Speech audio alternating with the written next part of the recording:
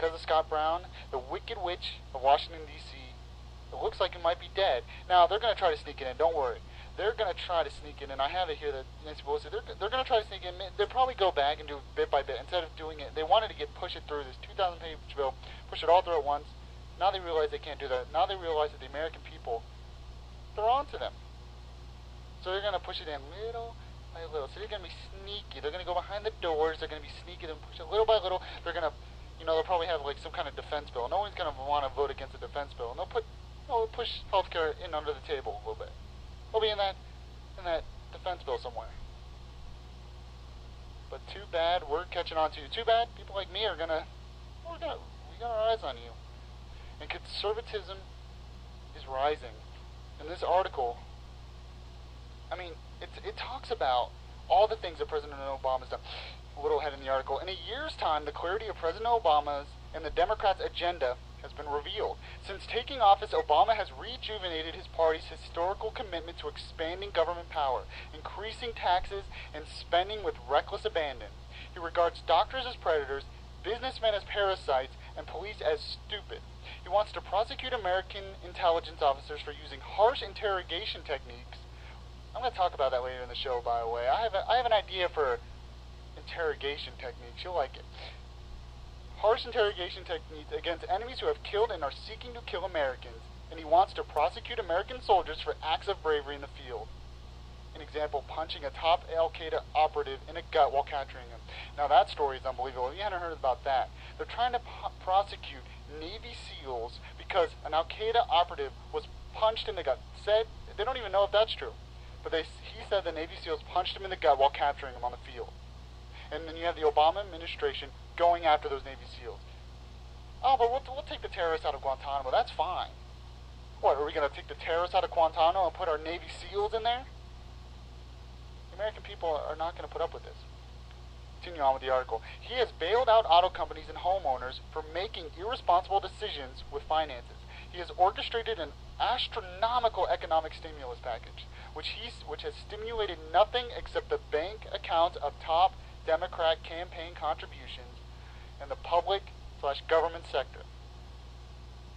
To save face, the administration created a fake metric to tout jobs created or saved, while unemployment was climbing past 10%, in spite of promises it would not top 8% if the stimulus was passed. He's orchestrating a healthcare takeover which will raise the cost of healthcare for the vast majorities of Americans and the while negotiating special deals for the unions to avoid the cost increase that everyone else has to bear.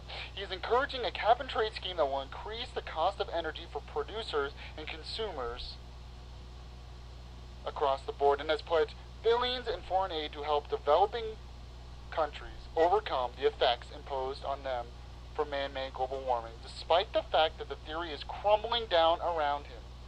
And the list of abuses go on. The American people have had enough.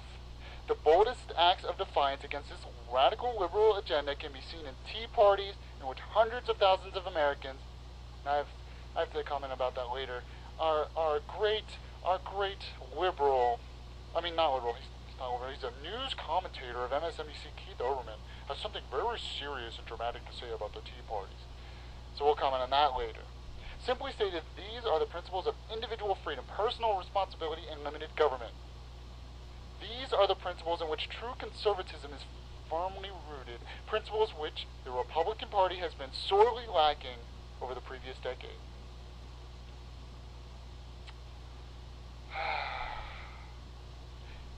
I'm just so happy.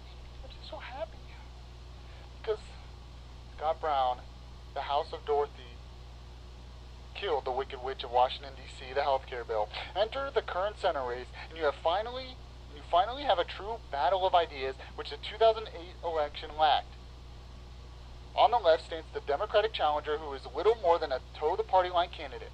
Over the previous week, we have seen the heaviest hitters in the Democratic Party come to bat for her, and she has proclaimed emphatically that she can be counted on as the 60th yes vote in the Senate for important issues like government takeover of the healthcare system, cap-and-trade, and others.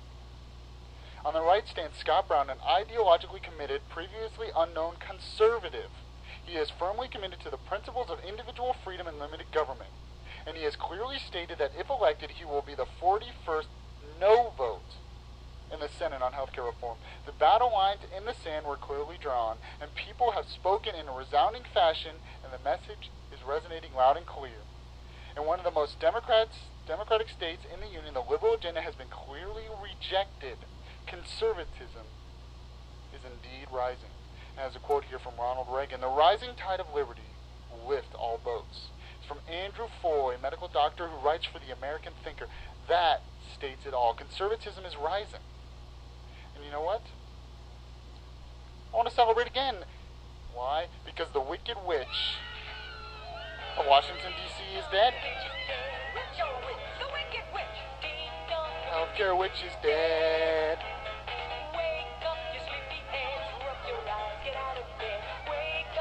Healthcare is dead. She's gone where the goblins go below, below, below your home. Let's open up and sing and ring the bells out. Ding dong, Mario, sing it high, sing it low. Let them know the Wicked Witch is dead. Ding dong, the witch is dead. Louder, come on. The Wicked Witch. Ding dong, the Healthcare witch is dead. Wake up, you sleepyhead, rub your eyes, get out of bed. Wake up, the Wicked Witch is dead. She's gone where the goblins go below, below, below your home. Let's open up and sing and ring the bells out. Ding dong, Mario, sing it high, sing it low. Let them know the Wicked Witch is dead. So, I just love that. So, I'm going to play a song here. I'm going to take a break and play a song. And when we come back, I have some comments from a so-called news commentator that you are not going to believe. The man might literally be a psycho. But first, I'm going to play a song here. And this song is important to me because it talks about change. It talks about redoing. If you've had a lot of problems in your life over the new year, if you've had a lot of problems over the past year, and you want to change this new year, if you've done a lot of things you shouldn't have done and you really want to change, you really want to better your life, do it. And this song talks about burning down the bad things of the past and lifting up and going to the new things of the future. And I encourage you to do that. But of course I have to warn you, the only true way you're going to be able to change your heart is with the help of God. The help of God and our Creator. And these guys in this band are really strong Christians, so I'm just going to go ahead and play the song and then we'll get back. And if you want to instant message me, remember, Radio WNSC. If you want to instant message me during the show, and I record every show on YouTube, Facebook, and my blog. So if you miss a show, you can always come back to it later. So hear it, and it's all free, And it's really free. It's not like so-called free healthcare, which wouldn't really be free. You are listening to the Michael Yaffee program, WNSC.UCF.edu online radio. You are listening to the Michael Yaffee program, WNSC.UCF.edu online radio. Sorry. I had to go out and run to my car and get something. I'm like out of breath now. I'm really out of shape. Alright. So we've been talking about the Scott Brown thing. And we're talking about the importance of that election. We're talking about how we want to stop healthcare. Well, that night, our great commentator for MSNBC, Keith Olbermann, decided to make a comment. And I usually wouldn't play it, but there's a couple of things he said that really, really bothered me, and which I want to get off my chest.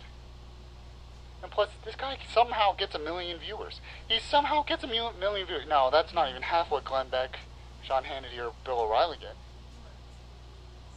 But he somehow does. So I'm going to play it, and, well, I'm just going to play it. You're probably going to flip. Just don't punch your computer, okay? This is Keith Olbermann. Here's the second of tonight's quick comments. Lost in the angst about